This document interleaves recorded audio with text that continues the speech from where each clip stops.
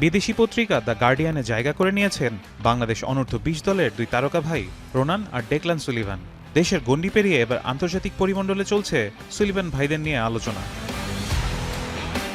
কখনো কখনো ফুটবলের গল্প শুধু গোল আর শিরোপার হয় না, হয়ে ওঠে শিকড় খুঁজে ফেরার, পরিচয় ফিরে পাওয়ার আর অসম্ভবকে সম্ভব করার স্বপ্নের। বাংলাদেশের জার্সিতে দুই ভাইয়ের রূপকথার যাত্রা এবার নজর কেড়েছে বিশ্ব ফুটবলেরও।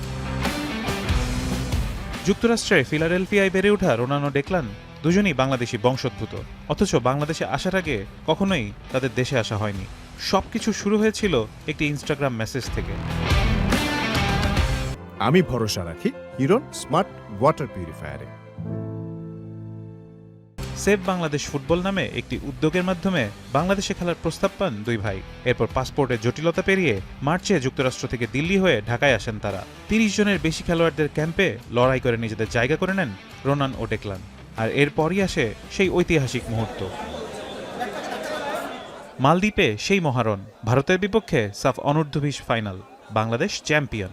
রোনান ডেকলান হয়ে গেলেন বাংলাদেশ ফুটবলের নতুন পরিচিত মুখ।